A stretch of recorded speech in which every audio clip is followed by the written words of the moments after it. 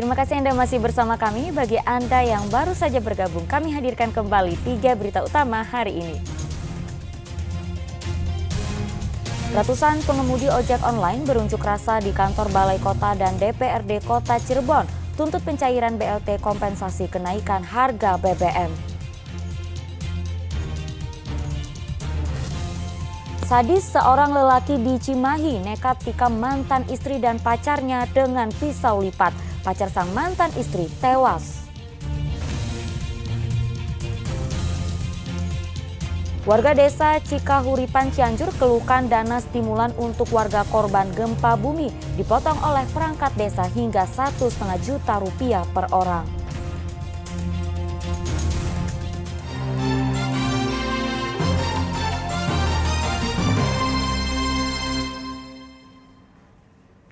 Kasus penganiayaan terhadap 2 orang yang 1 diantaranya tewas di kota Cimahi Rabu petang viral di media sosial.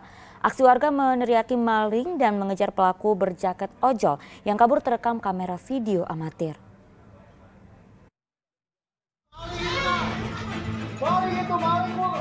Video amatir rekaman warga ini menunjukkan saat seorang pria berjaket ojol lari dan kabur menghindari kejaran warga di Jalan Terusan Kebon Manggu, Kota Cimahi.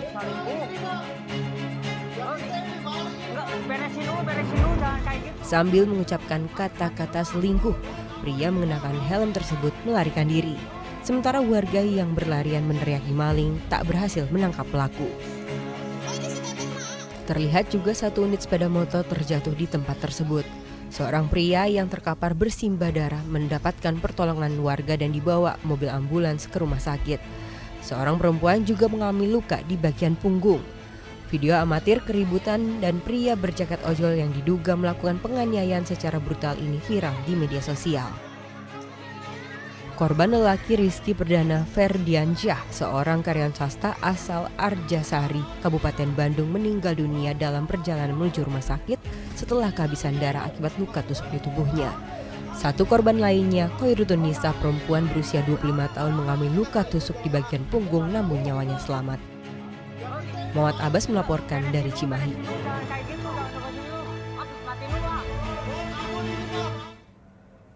Tim gabungan kepolisian akhirnya menciduk pelaku penganiayaan terhadap 2 korban secara brutal yang menyebabkan salah satu korban tewas di kota Cimahi pada Rabu malam. Dari hasil penyelidikan diduga motif dibalik peristiwa ini adalah dendam asmara.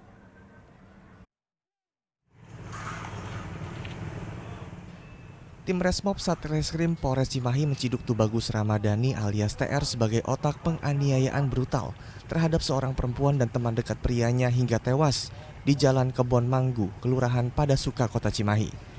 Usai diciduk di Cilenyi dalam kurun waktu kurang dari 5 jam, TR dan rekannya Doni langsung menjalani pemeriksaan intensif di ruang Satreskrim Polres Cimahi. Dari hasil penyelidikan sementara, tersangka TR menganiaya mantan istrinya Khoirutun Nisa dan korban tewas Rizky Perdana Ferdiansyah, pria teman dekat Khoirutun Nisa.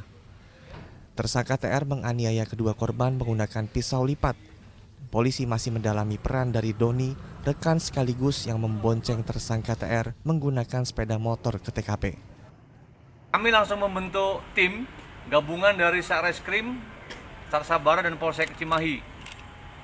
Kurang dari 5 jam, pelaku berhasil diamankan di daerah Cilenyi, Kabupaten Bandung. Jadi pelaku ada 2 orang, 1 sebagai eksekutor, 1 sebagai atau berperan serta ikut mengantar pelaku. Saat ini keduanya sedang kita lakukan pemeriksaan untuk mendalami motif dan lain-lain. Polisi masih mendalami motif di balik peristiwa ini. Namun diduga dilatar belakangi dendam asmara. Pelaku yang dalam video amatir berjaket ojek daring datang ke tempat kejadian berpapasan dengan kedua korban. Secara brutal ia kemudian menusuk kedua korban. Awalnya tersangka TR menusuk punggung mantan istrinya. Korban Rizky Perdana yang berusaha menghalangi ditikam tersangka berkali-kali hingga tewas dalam perjalanan ke rumah sakit. Menurut penyidik, pelaku dan mantan istrinya baru saja bercerai sejak sebulan lalu. Pelaku diduga sakit hati dan dendam terhadap mantan istrinya karena memiliki pria idaman lain, yaitu korban yang tewas. Polisi menerapkan pasal berlapis yaitu pasal 338 dan 351 KUHP tentang penganiayaan yang menyebabkan hilangnya nyawa orang lain dengan ancaman kurungan penjara di atas 7 tahun. Jenazah korban dibawa ke rumah duka di Arjasari untuk kemudian dimakamkan oleh pihak keluarga. Sedang korban selamat Khairotunisa masih dalam keadaan syok dengan luka di bagian punggung dan kini dalam perlindungan anggota keluarga. Muhammad Abbas melaporkan dari Cimahi. Baru seminggu bebas dari penjara, seorang residivis bandar narkoba kembali meringkuk di sel tahanan Polres Sukabumi Kota. Ia diduga mengedarkan sabu dan ekstasi.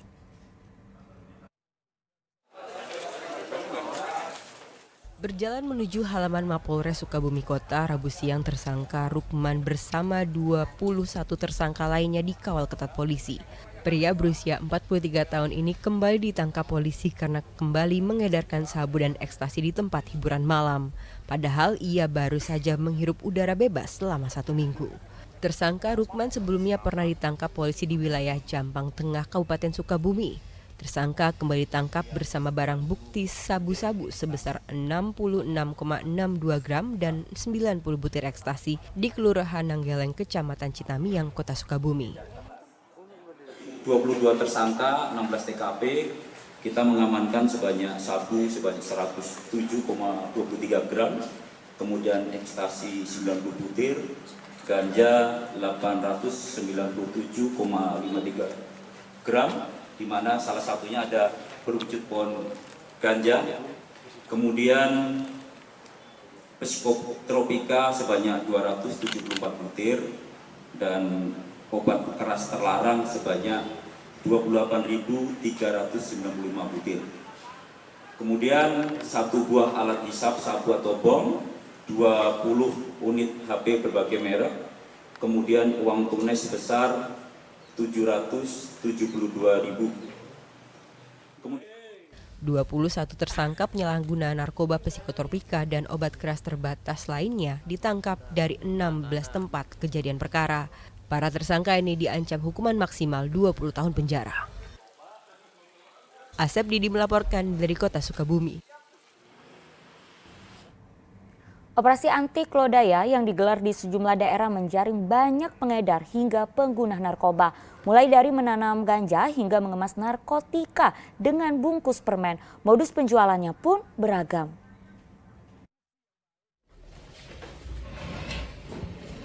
Rumah berlantai 2 di kawasan Cicendo, Kota Bandung ini digeledah. Polisi menemukan 8 pohon ganja milik penghuni rumah. Dari pengakuan Lukadian, pohon ganja itu didapatkan dari seorang pengedar di wilayah Kopo. Ia pun mengaku baru sekali memanen pohon ganja dan hanya dikonsumsi sendiri. Meski begitu, pelaku tetap diancam 20 tahun penjara. Selain penemuan 8 pohon ganja, polisi juga menyita 56 paket sabu-sabu dan 23 paket ganja sintetis. Dalam sepekan, petugas menangkap 12 tersangka. Di Karawang, petugas juga menangkap 6 pengedar narkoba dari lokasi berbeda. Penangkapan mereka hasil pengembangan pelaku yang sudah dibekuk sebelumnya, Maruf. Diketahui pelaku mengedarkan ganja dengan cara unik. Ia mengemas ganja dengan menggunakan bungkus permen lalu ditaruh di sebuah warung bekas seblak.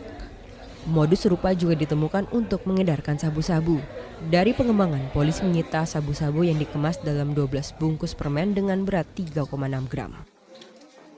Dari tangan 6 tersangka, polisi menyita 63,83 gram narkotika. Kini ke-6 pengedar narkoba dijerat Undang-Undang Narkotika dengan ancaman 20 tahun penjara. Kepolisian Subang juga menangkap 13 tersangka kasus penyalahgunaan narkotika dan farmasi dalam kurun waktu 2 bulan terakhir. 8 tersangka terlibat kasus narkotika dan 5 tersangka lain terkait kasus penyalahgunaan sediaan farmasi.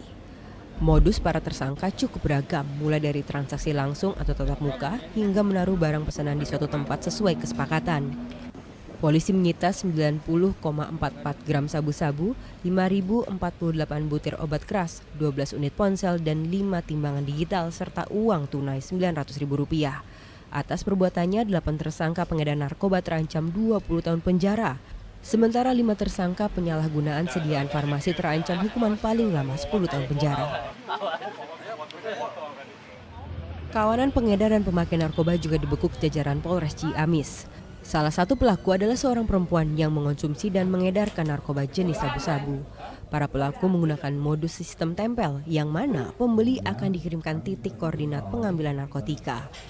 Polisi masih memburu pemasok narkoba karena sejauh ini baru berhasil menangkap pemakai dan pengedar. Dari penyelidikan terungkap ribuan butir obat psikotropika yang disita ternyata menyasar pelajar dan remaja di wilayah Ciamis. Tim Liputan melaporkan. Lintasan baru ujian praktik SIM-C yang dianggap lebih mudah meningkatkan animo perempuan di kota Sukabumi untuk menjadi pemohon SIM-C. Polisi juga memberikan pelatihan ujian SIM-C gratis kepada warga di Cianjur.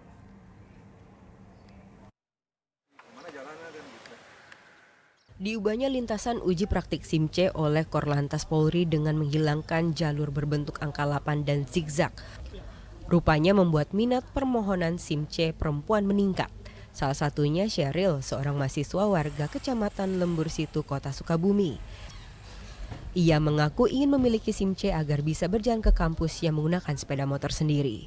Dengan seksama ia pun mendengarkan arahan dari petugas lalu lintas Polres Sukabumi Kota. Selain Shirley, ada 4 orang perempuan lainnya yang memohon SIM-C. Itu aja yang di pas belokan kurang tahu, soalnya tadi datangnya terlambat ya, kurang nyimak. Ya. Tapi secara ini bisa dilalui? Bisa. Nggak terlalu berat angka 8 itu ya? Enggak. Manfaatnya, menurut Teteh manfaatnya apa sih uji seperti itu? Ngelatih buat nguji apa ya? Keselamatan ketangkasan juga. Dalam ujian praktik SIM-C baru ini hanya ada 1 terminal, mulai dari start langsung masuk sirkuit pola U, S, dan uji reaksi. Meski kerap dianggap lebih mudah, masih ada juga yang tidak lulus sehingga mereka harus mengikuti kursus mengemudi. Pada saat melakukan uji praktek, mayoritas lulus untuk masyarakat yang melaksanakan ujian praktek. Ada yang tidak lulus? Ada beberapa yang tidak lulus, namun kita juga memberikan bimbel kepada rekan-rekan ataupun masyarakat yang tidak lulus. Kita lakukan bimbingan agar melaksanakan uji praktek ke depannya. Kita laksanakan bimbel agar dapat lulus. Perubahan lintasan uji praktik SIM-C di Polres Cianjur juga disambut baik warga pemohon SIM-C. Selain jalur lintasan yang berubah, lintasan kini juga lebih lebar. Ujian praktik SIM-C kini lebih menekankan kedisiplinan kapan dan di mana harus berhenti saat di lampu lalu lintas serta kepatuhan pembatasan kecepatan kendaraan. Untuk sekarang sangat simpel karena dari sini kan mulai jalan, terus di depan ada stopan untuk orang yang nyebrang gitu kan. Terus di sana juga ada tempat kita untuk batasan mengerem. Terus ada rambu-rambu, apakah kita nanti ke kiri atau ke kanan gitu. Sini udah cukup. Untuk memudahkan para pemohon untuk bisa mengikuti seluruh ujian pembuatan SIM, Satlantas Polres Cianjur juga membuat layanan pelatihan khusus secara gratis. Selain diberikan pelatihan uji teori, calon pemohon SIM-C juga diberikan kesempatan untuk menjajal lintasan uji praktik mengemudi. Keputusan Korlantas nomor 105 tahun 2023 untuk materi uji praktik sendiri kita sudah ada perubahan dan itu juga memudahkan kepada pemohon SIM, namun tidak mengurangi dari esensi dan juga materi dalam rangka menguji keterampilan dalam praktek mengemudi dan juga mengendara. Layanan pelatihan khusus secara gratis tersebut bisa diikuti dengan terlebih dulu mendaftar ke Satlantas Polres Cianjur. Pelatihan digelar setiap Sabtu siang. Asep Didi dan Rendra Gozali melaporkan dari Kota Sukabumi dan Cianjur.